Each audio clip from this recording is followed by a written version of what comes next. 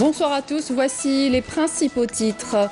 64e anniversaire du déclenchement de la Révolution. À cette occasion, le président de la République adresse un message à la nation. Le Conseil de la Nation a organisé aujourd'hui une journée pour la mémoire des témoignages sur la Révolution de novembre 1954 et du combat du peuple algérien pour le recouvrement de son indépendance.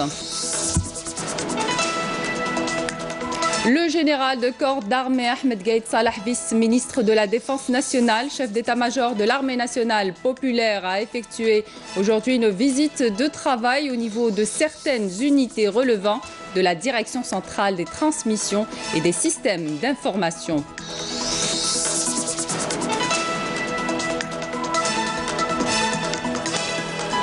Dans l'actualité également, ce premier pas d'une coopération entre les archives algériennes et américaines. L'ambassadeur américain à Alger remet 2 documents aux archives nationales. Bienvenue dans ce 19h, une édition consacrée principalement à une importante page de notre grande histoire. Il y a 64 ans fut déclenchée la glorieuse guerre de libération nationale, une lutte de près de 8 années contre la puissance coloniale française. C'était un 1er novembre 1954. Le peuple algérien avait ce jour-là constaté que l'action pacifique était épuisé. Devant cette situation, le Front de libération nationale lance l'appel du 1er novembre, celui de la lutte armée pour une Algérie libre et indépendante. À cette occasion, le président de la République, Abdelaziz Bouteflika, adresse ce mercredi un message à la nation à l'occasion du 64e anniversaire du déclenchement de la Révolution, dont voici le résumé. La plus significative de notre histoire contemporaine, dira le président de la République, la glorieuse Révolution de novembre a été une épopée pleine de sacrifices consentis par notre peuple tout au long d'une éprouvante guerre qui a duré 8 années, opposant nos populations animées d'une volonté inébranlable et d'une profonde foi en Dieu d'une part et d'une puissance militaire appuyée par tous les moyens de l'Alliance atlantique d'autre part. Une guerre non égale qui s'est soldée par la victoire de l'Algérie, même si elle nous a coûté 1,5 million de shahids, des millions de blessés, d'invalides, de déplacés, d'orphelins, de veuves, ainsi que des milliers de villages détruits et des centaines de forêts brûlées par des bombardements au napalm utilisés par une férocité démesurée, sans oublier la torture dans les formes les plus abjectes qu'a connues l'humanité au fil des siècles. Cette fête nationale, poursuit le président de la République, est l'occasion de nous recueillir à la mémoire de tous nos valeureux chouhada qui, par devoir suprême, ont sacrifié leur vie pour la liberté de notre peuple et de notre pays. De même que j'adresse en votre nom tous mes salutations et mes hommages à mes compagnons d'armes parmi les vivants, moudjahidines et moudjahidettes, en leur souhaitant bonne santé et bien-être et en m'inclinant à la mémoire de ceux qui ont rejoint leur dernière demeure. La révolution du 1er novembre a été le couronnement de la farouche résistance opposée par notre vaillant peuple depuis l'invasion de notre pays par la force coloniale et a été l'amorce d'un vaste processus de construction et d'édification. Nous sommes parvenus, Dieu merci, à redresser la situation et à enclencher une phase de reconstruction et nous attelons à la concrétisation de tant de vos aspirations légitimes grâce à la concrétisation de la paix et la réconciliation nationale. Un processus de développement intégré qui a touché la totalité du territoire national, qui a été confronté il y a 4 années à une terrible chute des cours de pétrole qui n'a pas induit un arrêt de notre processus de développement grâce à la décision que nous avions prise pour le paiement préalable de la dette extérieure et la construction d'une importante épargne interne. Ainsi, notre pays a recouru souverainement et librement à l'endettement intérieure. Ce progrès significatif confirme que l'Algérie a tous les atouts lui permettant d'aller de l'avant, à la condition de demeurer attachée à certaines valeurs, dont celles tracées par la déclaration du 1er novembre. Il ne faut cependant pas perdre de vue que l'Algérie évolue dans un environnement marqué par des crises multiformes dans notre voisinage, notamment le terrorisme, le trafic de drogue et d'armes, le crime organisé et tant d'autres fléaux. En outre, nous devons relever le défi de l'accélération des réformes économiques et de la diversification du produit national pour mieux se libérer de la dépendance aux hydrocarbures et des fluctuations de leur cours sur les marchés internationaux. Les institutions et structures de l'État ont retrouvé leur activité dans le cadre de la pleine légitimité périodiquement exprimée à travers les urnes.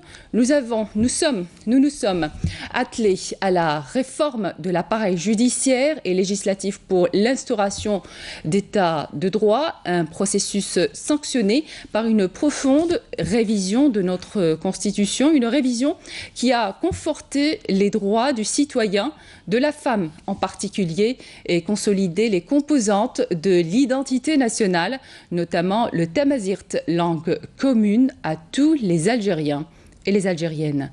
Dans ce même sillage, nous avons fortifié les capacités de l'Armée nationale populaire, digne héritière de l'Armée de libération nationale, un bouclier solide qui préserve la sécurité du pays, des citoyens et la souveraineté territoriale de l'Algérie.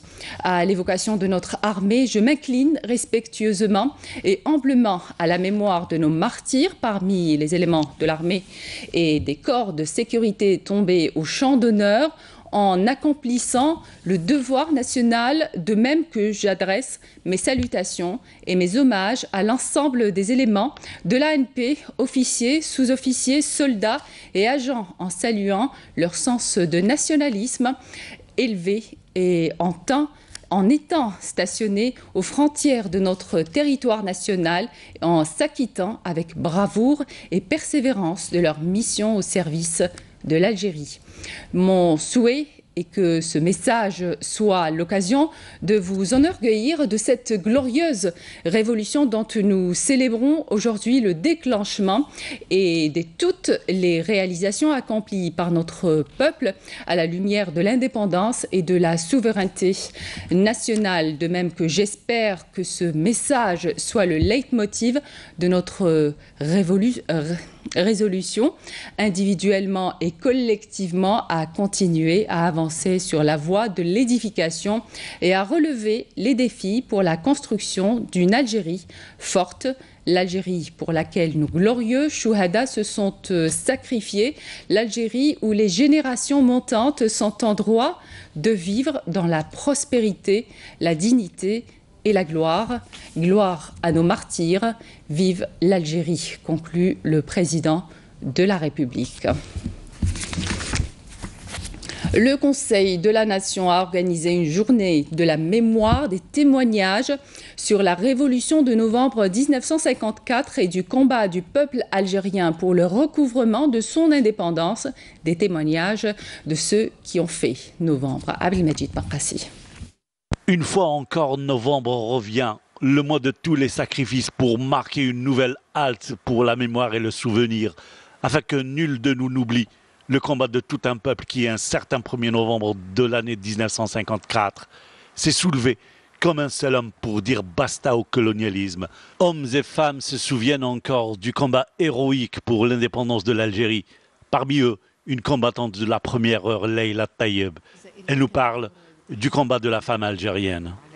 Le rôle de la femme algérienne durant la lutte armée était très important et primordial.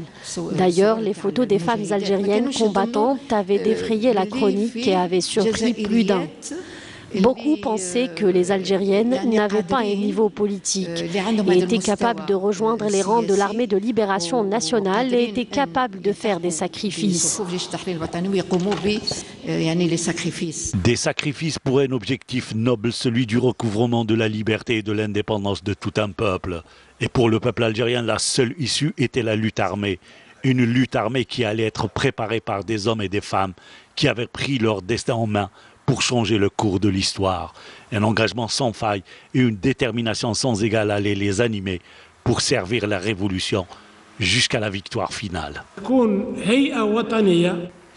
Il faudrait créer une institution nationale pour la mémoire, une institution que créera le président de la République, le Moudjahid Abdelaziz Bouteflika, et qui sera constituée de moudjahidines, d'historiens et des représentants de l'éducation qui se chargent de notre mémoire et de notre histoire. Une histoire qui sera enseignée à nos enfants.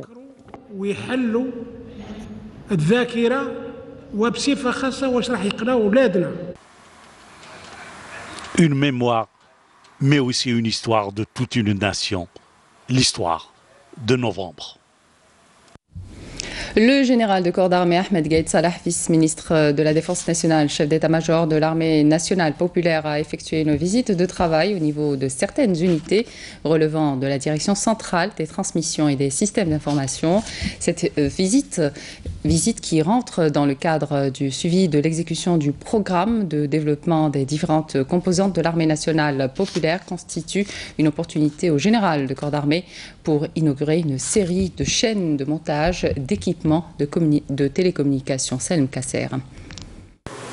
À l'entame et au niveau du siège de la brigade des transmissions du haut commandement, le général de corps d'armée a suivi un exposé global donné par le commandant de la brigade portant sur les différentes missions sensibles et vitales de cette unité pour procéder ensuite à l'inauguration du centre principal de maintenance des équipements de la guerre électronique qui prend en charge la mission de maintenance globale et de contrôle périodique de divers types de moyens de télécommunication.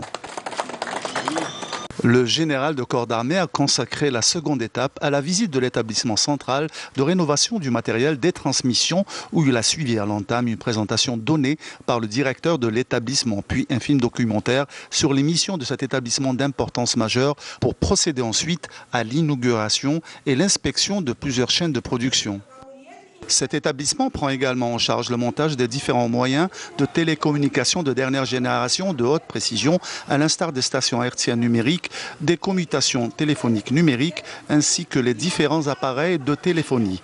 Outre les équipements de systèmes d'interphone, couvrant ainsi l'ensemble des besoins de l'armée nationale populaire en termes de ces équipements sensibles, et ce afin de moderniser l'arme des transmissions au sein de nos forces armées. Toutes ces chaînes de production sont pilotées par des systèmes automatiques numériques, supervisés par un staff composé d'officiers, de cadres, ingénieurs et techniciens qui ont bénéficié d'une formation spéciale et pointue, leur permettant de les gérer avec un haut professionnalisme. Ensuite, le général de corps d'armée s'est réuni avec les cadres et les personnels de l'établissement.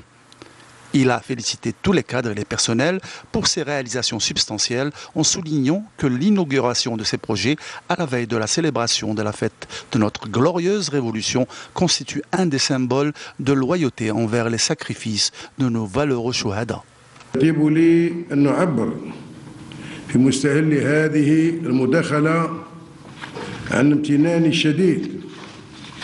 À l'entame de cette intervention, il m'est agréable d'exprimer ma grande satisfaction de me réunir encore une fois avec les cadres et les personnels de l'arme des transmissions et des systèmes d'information. Une rencontre que je tiens à la veille de la commémoration par l'Algérie de l'une de ses plus glorieuses fêtes nationales, en l'occurrence le 64e anniversaire du 1er novembre 1954. Telle est la glorieuse révolution du 1er novembre avec sa prestigieuse histoire qui fait notre fierté étant une étape charnière dans notre histoire militaire nationale. Le devoir nous appelle donc, en tant que militaires, à fournir davantage d'efforts pour assurer la diffusion de ces nobles concepts et valeurs parmi les rangs de l'armée nationale populaire, digne héritière de l'armée de libération nationale. Par dévouement au parcours national éclairé, l'armée nationale populaire continue de récolter les fruits de ses efforts soutenus et loyaux sur plus d'un plan et dans toutes les spécialités du métier militaire, ce qui est concrétisé sur le terrain à travers ma supervision.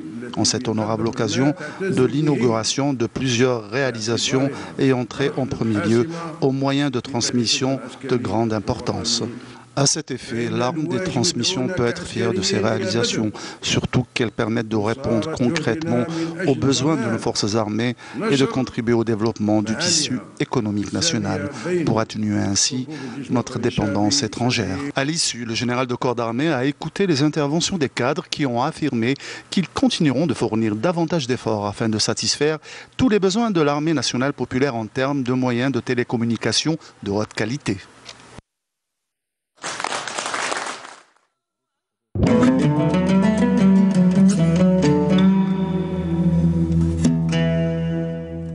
بسم الله الرحمن الرحيم إن الصلاة كانت على المؤمنين كتابا موقوتا صدق الله العظيم.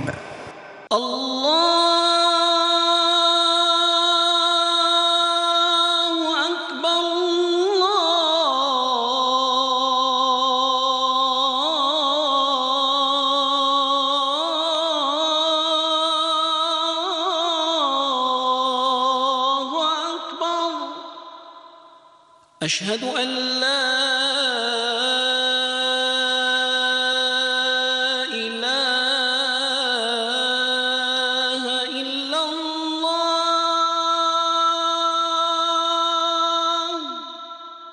أشهد أن لا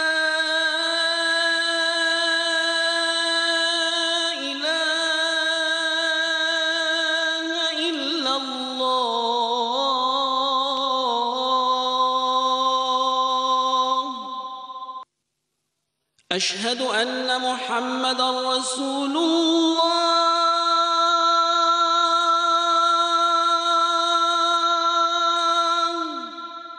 أشهد أن محمدًا رسول الله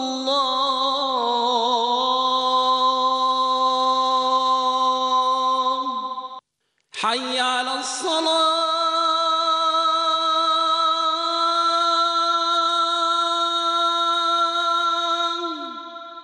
حي على الصلاة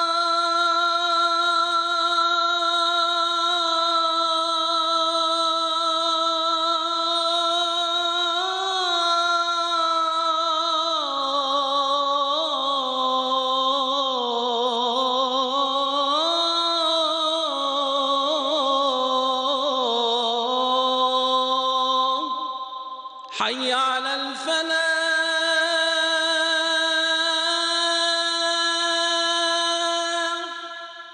حي على الفلاح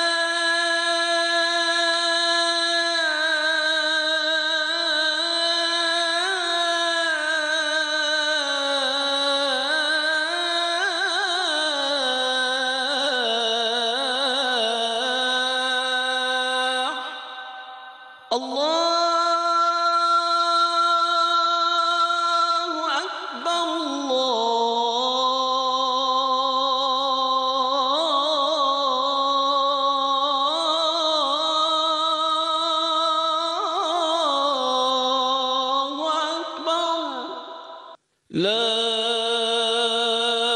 إله إلا الله اللهم رب هذه الدعوة التامة والصلاة القائمة آت محمدا الوسيلة والفضيلة والدرجة الرفيعة وابعثه اللهم مقاما محمودا الذي وعدته. C'était l'appel à la prière d'El-Aïcha pour la ville d'Alger et de ses environs. On poursuit notre journal, cette fois-ci au Musée national du Moudjahid. La jeune génération est venue aujourd'hui à la rencontre des artisans encore en vie de la guerre de libération nationale. Ils avaient entre 10 et 16 ans. Ils se sont imprégnés des valeurs et de l'esprit du 1er novembre 1954. Naïma Chekchek. 1er novembre 1954, un anniversaire de la glorieuse guerre de libération nationale que les enfants ne manqueront pas eux aussi d'en apprécier le profond sens que les adultes leur expliqueront avec tout le respect à la mémoire des chouhadas qui ont versé leur sang pour que vive libre et indépendante l'Algérie. Un salut, tout respect et abnégation à tous ceux qui ont donné leur vie pour que nous puissions célébrer cet anniversaire, le drapeau algérien déployé haut pour l'éternité. Et au nom de Monsieur le général de corps d'armée, vice-ministre de la Défense nationale, chef d'état-major de l'armée nationale populaire, qui s'intéresse beaucoup à la noble histoire de la guerre de libération nationale, en son nom donc, et sous la protection de Dieu, nous ouvrons les travaux de cette journée à travers plusieurs activités.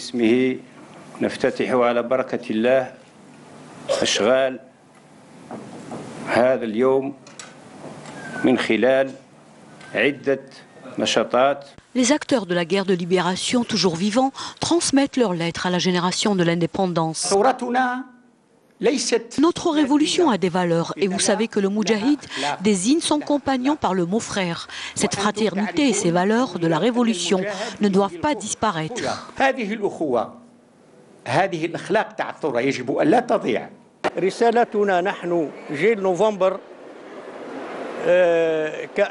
Notre lettre à nous, génération de novembre, est de dire à vous, génération de l'indépendance, aimez l'Algérie, glorifiez-la, glorifiez votre histoire, car nous tous n'avons que notre Algérie.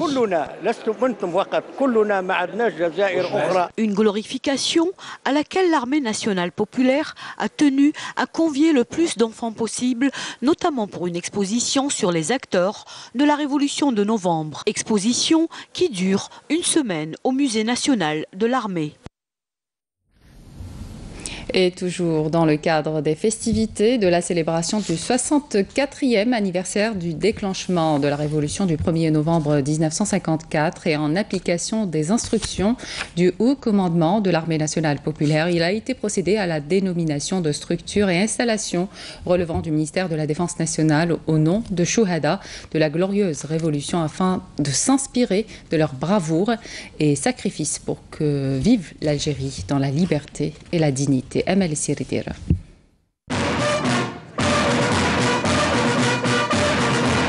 Le siège du 143e régiment de l'artillerie de Compagne à Tougourt, relevant de la 4e région militaire, a été baptisé du nom du Shahid Belarbi Slimane.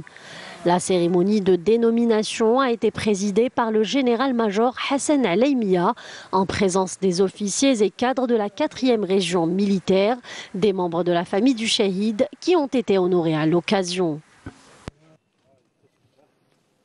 En 6e région militaire à Tamanrasset, le centre du service national a été baptisé du nom du Shahid Siddiqi Bouamama. La cérémonie a été présidée par le commandant de la 6e région militaire, le général-major Ajroud Mohamed, en présence d'officiers et cadres de la 6e région militaire, des Moudjahidines et des membres de la famille du Shahid honorés à l'occasion.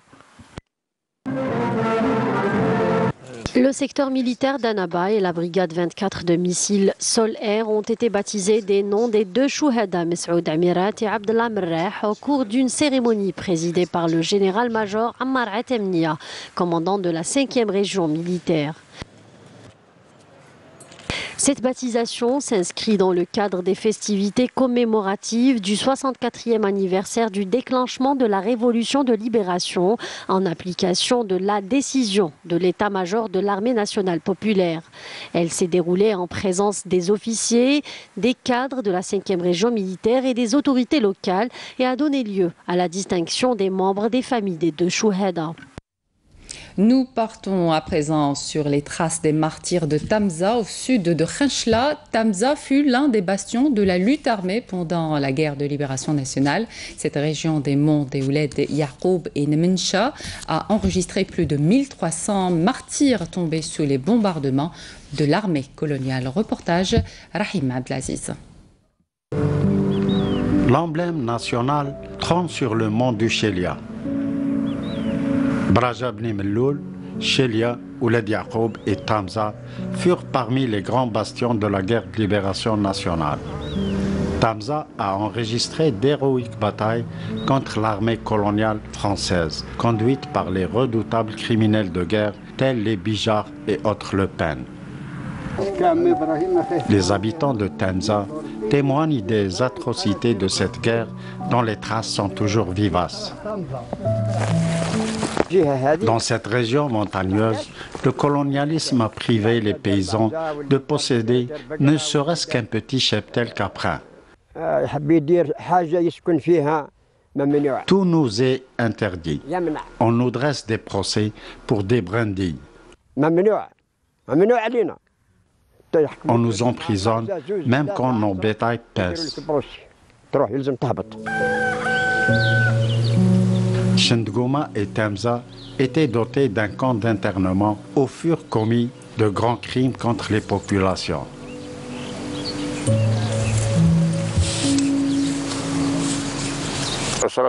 De grandes batailles ont été menées à Tamza. La commune de Tamza reste l'un des bastions des Moudjahidines. Tamza a enregistré 1300 shahids et 3 cimetières pour nos martyrs. D'illustres combattants à l'image du shahid Ben Boulaïd ont participé à 2 grandes batailles au niveau des monts de Chendgouma et Bzez.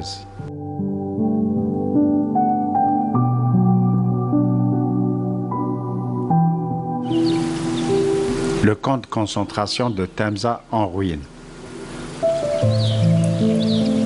Aujourd'hui, les habitants de Temza aspirent à l'essor de cette région agro-pastorale.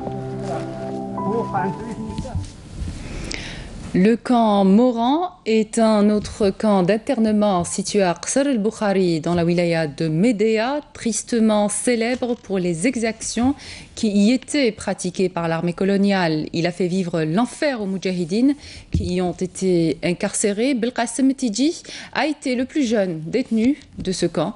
Une partie de ce qu'il a vécu est racontée dans ce portrait dressé par Nawel Abada. En nous accueillant chez lui, c'est plongé dans ses souvenirs que l'on a trouvé M. Metidji Belkacem. Cet ancien combattant de la Révolution nationale, lui qui à l'âge de 14 ans a commencé à activer et à 16 ans a rejoint le maquis. Un parcours des plus pénibles pour un jeune de son âge, durant lequel il s'est forgé grâce à la force de son caractère et en prenant exemple sur ses aînés. J'ai fréquenté des hommes vraiment exceptionnel au maquis. J'ai connu le colonel Si Mohamed Bougara, j'ai connu Si Salah, j'ai connu Si Azzeddine qui est toujours vivant, et beaucoup d'autres. Et quand je voyais leur courage, leur abnégation, leur sens du sacrifice, je me suis adapté. Je me suis adapté à cette vie. Et je me préparais, comme nous le disaient souvent nos responsables, il me le disait le docteur Siyahia, il nous disait souvent préparez-vous au sacrifice suprême. C'est à la capture en 1959 que Ammi Belkacem a eu droit. Une détention cauchemardesque, car c'est au tristement célèbre Comoran de Bogari à Médéa qu'il s'est fait interner. Arrivé au Comoran, c'était autre chose. C'était l'enfer. Au début, c'était les militaires appelés qui nous gardaient. Il y avait, à mon arrivée, il y avait à peu près entre 200 et 300 internés. J'avais le numéro 236. On nous a donné des treillis, de vieux treillis, avec un grand I sur le dos, sur les flancs des pantalons, internés. Et on participait aux travaux forcés. On subissait à longueur de journée la bastonnade, les invectives, les insultes, les crachats des militaires. À un moment donné, en 1960, vers le 2e, 3e trimestre, je ne me rappelle plus, est venue une section de Légion étrangère. C'était des sauvages. Le pire des exactions est resté gravé à tout jamais. Ça, c'est moi. Ça, c'est mon cousin. Il était au garde à vous, dans la même chambre à côté de moi, dans une chambre près de moi, près de notre chambre. Il était au garde à vous avec Mézir Ali, un Algérois. Le capitaine Samari a ordonné à un soldat qui s'appelle Pouget Bernard de les abattre lors de l'appel du soir. Une seule balle a suffi. Ils étaient l'un derrière l'autre. Elle les a abattus tous les deux. C'était le 27e jour du mois de Ramadan. Le jour de l'Aïd, leurs familles sont venues.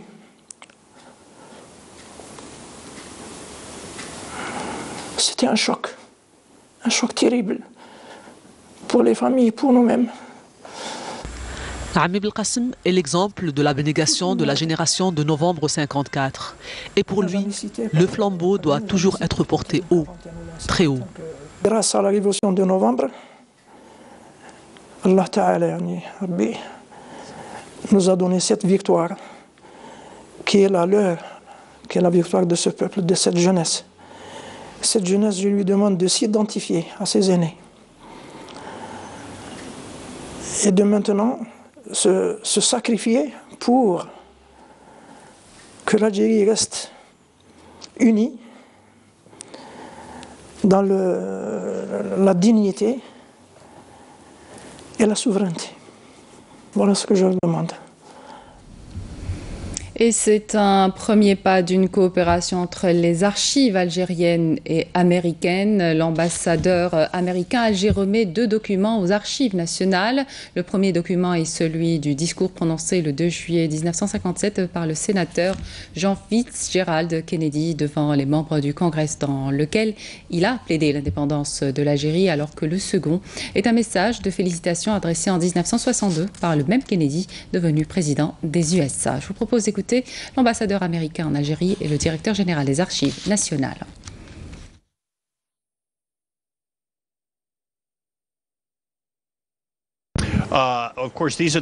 Ces archives contiennent 2 importants documents, à savoir le discours écrit et prononcé par le sénateur Jean Kennedy, ainsi que le message de félicitations adressé à l'Algérie à l'occasion de son indépendance.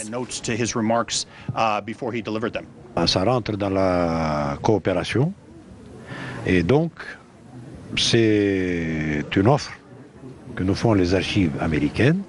Et nous faisons également la même offre puisque nous donnons une copie du traité qui nous lie aux États-Unis.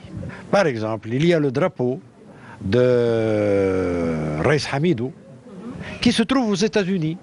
Eh bien, il va falloir qu'un jour on aille rendre visite à ce drapeau. On referme cette page d'histoire pour parler à présent de développement local. La wilaya frontalière avec la Tunisie, Tébessa, reste une des plus grandes du pays à vocation agro-pastorale. Cette wilaya de l'extrême est du pays cherche à donner un nouveau souffle aux communes frontalières, surtout après la dernière réunion du ministère de l'Intérieur avec les autorités locales, notamment les Walis. Nous sommes allés à El Oujbat pour voir de près ce qui se fait dans cette commune frontalière située à une vingtaine de kilomètres du chef-lieu de wilaya. Reportage à Abdelmajid Bankassi. Des problèmes, certes, mais beaucoup d'efforts ont été accomplis. Et pour ce qui manque encore, les pouvoirs publics en sont conscients. Le bilan actuel nous a permis à l'AQL d'aplanir, c'est Abdelmajid, les besoins de base de la population. Tout ce qui est AOP, assainissement, désenclavement, un bon effort en matière d'électrification rurale également, le secteur de l'éducation, le secteur de la santé. Bon, à ce niveau-là, franchement, il nous reste encore à faire. Donc l'effort va continuer, un programme normal en direction de ces régions-là. Ce qui nous manque encore, c'est l'habitat rural et la régularisation du foncier agricole, en plus du problème de l'électricité et de l'eau. Nous sommes sur la frontière algéro-tunisienne, plus exactement Al-Houijbet, une petite localité d'à peine 7000 habitants et à 20 km du chef-lieu de wilaya, Tébessa. Une localité qui ne vit que de l'agriculture. L'agriculture, en général, on fait de l'élevage ovin, de l'élevage caprin, mais aussi on cultive de la pomme de terre et bien sûr, il y a aussi la culture du blé ici. Et toutes les familles vivent de l'agriculture. Nous avons rencontré Djabri Sghir. Nous sommes agriculteurs de père en fils. Cela remonte à mon grand-père et aujourd'hui je travaille avec mes enfants. Notre problème reste celui de la régularisation du foncier agricole. Nous attendons toujours. Au niveau de la commune de Houijbet, la culture de la pomme de terre occupe le premier rang dans la production et l'activité agricole. 1620 hectares sont consacrés à la filière pommes de terre, ici à Huijbat, avec un rendement de 480 quintaux à l'hectare. Notre commune s'est spécialisée dans la filière de la pomme de terre. Nous sommes une commune à vocation agro-pastorale et nous sommes premiers dans la production de pommes de terre. Ceci malgré nos moyens limités. Beaucoup d'agriculteurs sont obligés de donner leurs terres en location. Comme vous l'avez d'ailleurs remarqué, peut-être au niveau de la Huijbat, il y a un élan en matière d'activité agricole. On a remarqué qu'il y a un début de prise de conscience de ce citoyen frontalier. Et pour son budget d'équipement et de fonctionnement, elle dépend de l'aide de l'État, mais aussi de certaines recettes et revenus fiscaux. Huijbat bénéficiait des revenus du passage frontalier de Bouchebka. Nous avons des revenus fiscaux dus au passage frontalier de Bouchebka, ce qui nous permet de ne pas dépendre uniquement du budget de l'État et ce qui nous permet aussi de financer certains projets d'infrastructure. Un début d'autonomie financière qui sera complété avec l'arrivée de certains investisseurs. Pour bientôt. Nous avons appris le décès à l'âge de 70 ans de Ali Beloud, réalisateur de films documentaires, spécialiste en histoire de la révolution algérienne des suites d'une longue maladie. Le défunt a tourné son premier film, Histoire d'un pauvre diable, sorti en 1974 et sélectionné au Festival de Grenoble en France. Assistant réalisateur de plusieurs films, le regretté a signé son premier long métrage, Les eaux calmes, en 1975 avant d'opter pour les films documentaires consacrés à l'histoire et à l'écologie, dont Oran, l'autre, traitant l'histoire de cette ville. Outre sa passion pour le 7e art, Beloud comptait à son actif plusieurs contributions littéraires, dont Lem Elif et contes philosophiques qui retracent l'histoire des légendes du patrimoine algérien. Le défunt a été inhumé ce mercredi au cimetière des Moudjahidines dans la wilaya de Blida. Et puis cette information pratique, les chaînes de télévision et de radio publiques ainsi que le fil de l'Agence nationale Algérie Presse Service seront diffusés sur le satellite algérien de télécommunication Alcomsat 1 à partir de demain, jeudi 1er novembre. Voilà qui referme cette édition. Merci de votre attention. Vous pouvez toujours nous suivre sur les liens qui s'affichent sur votre petit écran. Excellente soirée sur Canal Algérie.